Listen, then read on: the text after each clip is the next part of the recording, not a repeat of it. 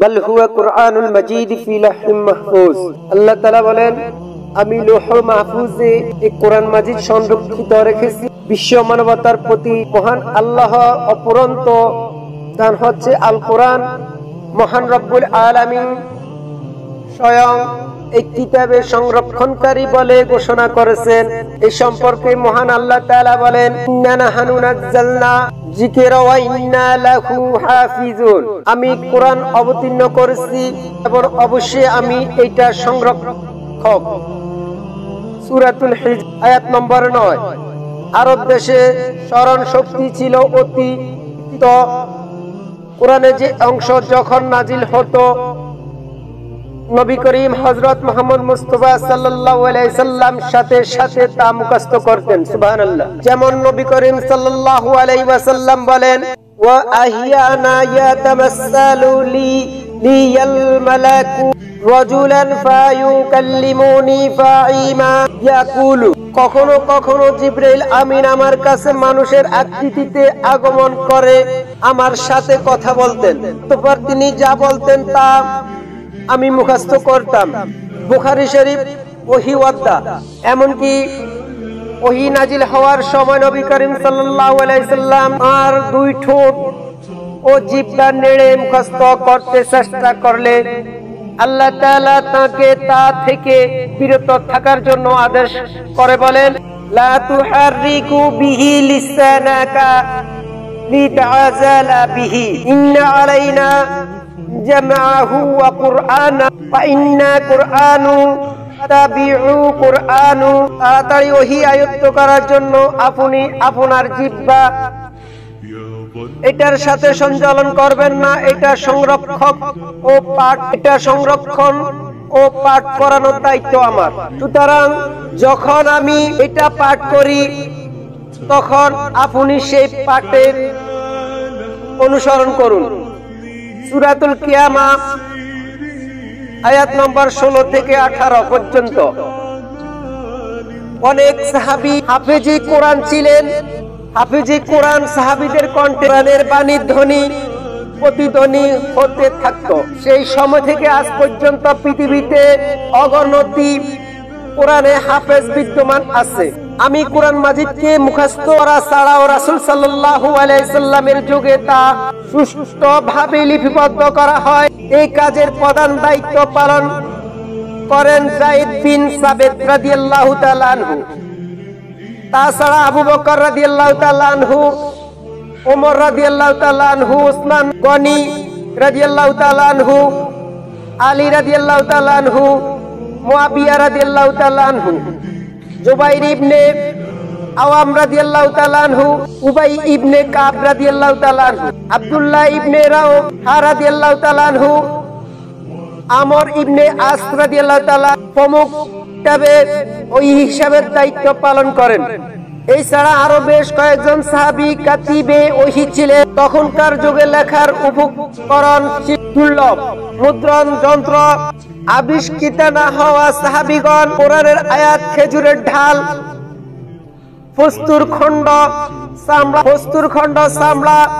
চামড়া, হাড়, কাপড়ের টুকরা, গাছের পাতা প্রভৃতি বস্তুর উপর লিপিবদ্ধ করে সংরক্ষণ করেন। সুবহানাল্লাহ।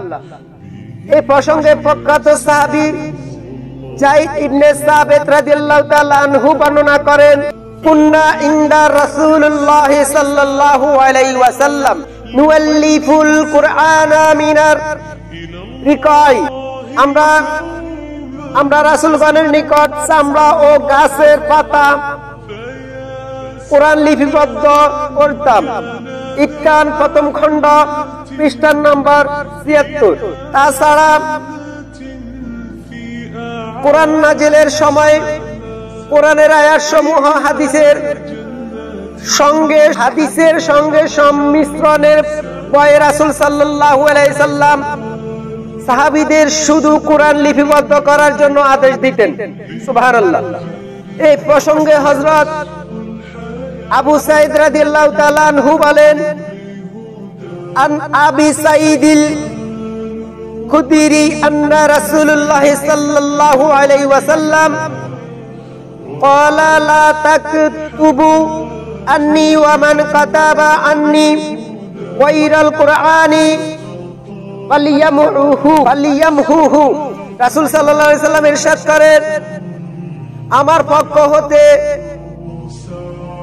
লিখো না যে ব্যক্তি আমার থেকে কোরআন ছাড়া অন্য কিছুই লিখবে সে যেন তা মুছে ফেলবে। মুসলিম শরীফ। মহানবী সাল্লাল্লাহু আলাইহি সাল্লাম জীবদ্দশার তত্ত্বাবধানের প্রথম পূর্ণ কোরআন লিপিবদ্ধ হয়, কিন্তু এইগুলো এক জায়গায় একত্রিত করা হয়নি। প্রথম খলিফা হযরত আবু বকর সিদ্দিক রাদিয়াল্লাহু তাআলা আনহু এর যুগে দ্বাদশ হিজরি সালে ইয়ামার যুদ্ধে 70 জন হাফেজ কোরআন শাহাদাত বরণ করেন। ইন্না লিল্লাহি ওয়া ইন্না ইলাইহি রাজিউন। এতে হযরত ওমর রাদিয়াল্লাহু তাআলা আনহু উদ্বিগ্ন হয়ে পড়েন।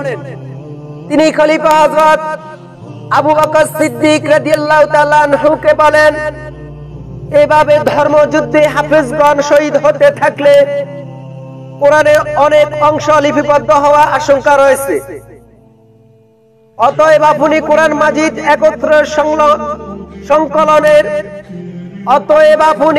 মাজিদ একত্রে সংকলনের ব্যবস্থা গ্রহণ করুন। হযরত আবু বকর সিদ্দিক রাদিয়াল্লাহু তাআলা আনহু বলেন, হে ওমর, আপনি এমন কাজ কি করে সম্পাদন করবেন যা রাসূল সাল্লাল্লাহু আলাইহি ওয়াসাল্লাম করেনি। হযরত ওমর রাদিয়াল্লাহু তাআলা আনহু তখন বলেন, আল্লাহ তাআলার শপথ, এতে কল্যাণ রয়েছে। পরিশেষে হযরত আবু বকর সিদ্দিক রাদিয়াল্লাহু তাআলা আনহু রাসূল সাল্লাল্লাহু আলাইহি ওয়াসাল্লামের যুগে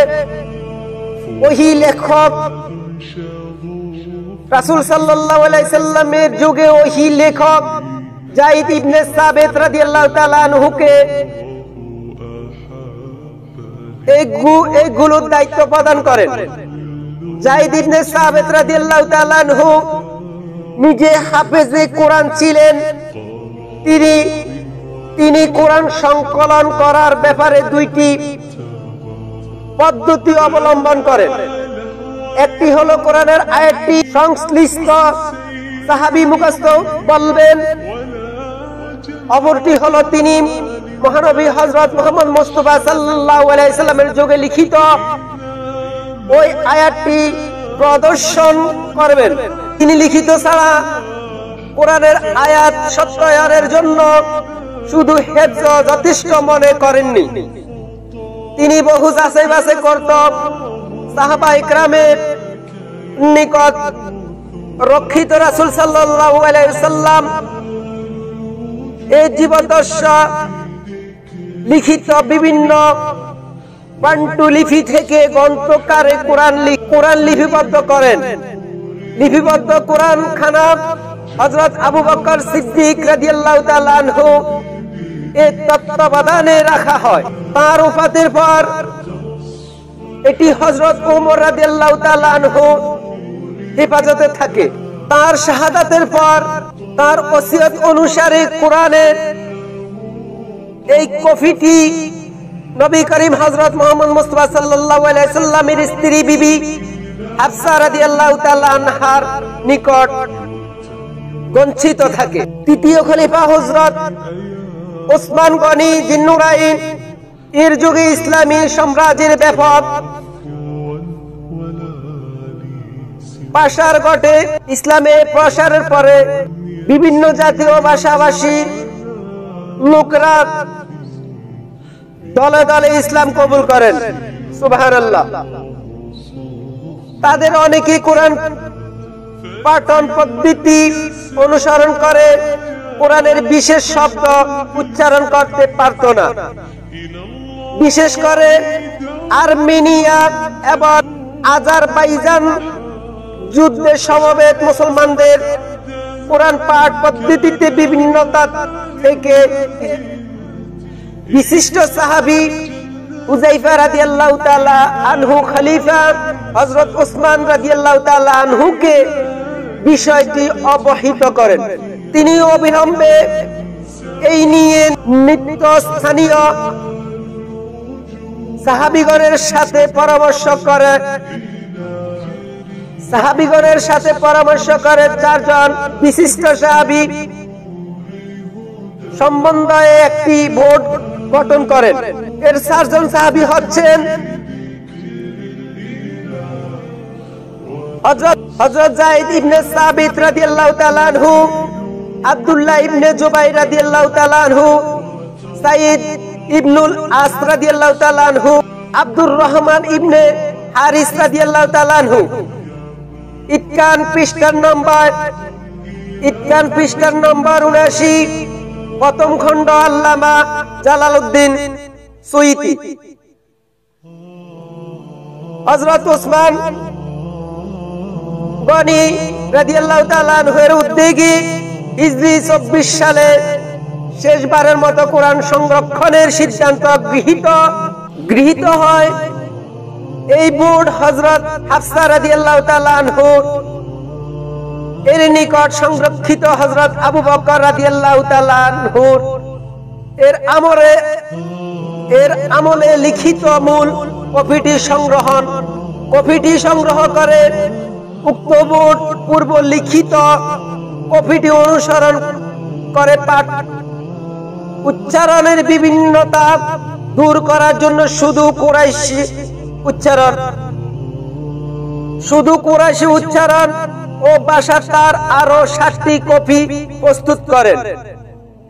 বর্ণিত আছে যে 7টি কপি তৈরি করে মক্কা, শাম, ইয়ামান, বাহরাইন, বসরা, কুফা প্রদেশে একটি করে প্রেরণ করা হয়। আর রাজধানী মদিনাতে একটি কপি খলিফার নিকট সংরক্ষিত রাখা হয়। ইতকান প্রথম খণ্ড, পৃষ্ঠা নম্বর 80, আল্লামা জালালউদ্দিন সুয়ুতী। এরপর বিভ্রান্তি নিরসনের জন্য বিক্ষিপ্তভাবে সংরক্ষিত কপিগুলো সকলের কাছ থেকে সংগ্রহ করে বিনষ্ট করে দেওয়া হয়। এভাবে ইসলামের তৃতীয় খলিফা হযরত ওসমান গনি জিন্নুরাইন এর পক্ষ তত্ত্বাবধানের পবিত্র কোরআন সংকলিত ও বিভিন্ন প্রদেশে প্রেরিত হয় বিদায় থাকে। জামাউল কুরআন বা কোরআনের একত্রকারী বলা হয়। জামাউল কুরআন বা কোরআন একত্রকারী বলা হয়। কোরআনের এই সংগ্রহে আল্লাহর হুকুম অনুসারে মহানবী হযরত মুহাম্মদ মুস্তাফা সাল্লাল্লাহু আলাইহি সাল্লাম কর্তৃক সাজানো আয়াত ও সূরা সমূহ কোন স্থান পরিবর্তন করা হয়নি, কেননা কিয়ামত পর্যন্ত হবে না। এই আয়াতে ক্রমধারা রক্ষা করার ওয়াজিব রাসূল সাল্লাল্লাহু আলাইহি সাল্লামের নিকট হযরত জিবরাইল আলাইহিস সালাম কোরআনের যে অংশ নিয়ে আসতেন তা কোন সূরা কোন স্থান সংযোগ করতে হবে তা তিনি বলে দিতেন। আর হযরত রাসূল করিম সাল্লাল্লাহু আলাইহি সাল্লাম তখন ওহী লেখক সাহাবীকে ডেকে অবতীর্ণ অংশকে সংশ্লিষ্ট সূরার নির্ধারিত স্থানে সংযোগ করার নির্দেশ দিতেন। অনুরূপভাবে সূরা সমূহের কম দ্বারাও আল্লাহ তাআলা কর্তৃক নির্ধারিত হয়েছে। বর্তমানে কোরআন মাজিদের সূরাগুলো ঠিক সেইভাবে সঞ্চিত রয়েছে। আলহামদুলিল্লাহ, যেভাবে লোহে মাহফুজে কোরআন সংরক্ষিত আছে। আমি পূর্বতে যে আয়াতটি তেলাওয়াত করেছি, কোরআন মাজিদের পূর্বে হরকত বা স্বর চিহ্ন আবার নকতা ছিল না। এতে পরবর্তীকালে অনারব মুসলমানগণ কোরআন পাঠ সুবিধার সম্মুখীন হন। তখন ইরাকের উমাইয়া বংশীয় শাসনকর্তা হাজ্জাজ ইবনে ইউসুফ কোরআন মাজিদের হরকত অর্থাৎ জের জবর পেশ এবং নক্তা সংযোজনের ব্যবস্থা করেন। এই সুবিধা দূর করে। তবে কারো কারো মতে হযরত আলী রাদিয়াল্লাহু তাআলা আনহুর এর নির্দেশে তাবি আবুল আসওয়াদ দুআইলি এর নক্তা সংযোজনের কয়েক কাজটি করেছেন।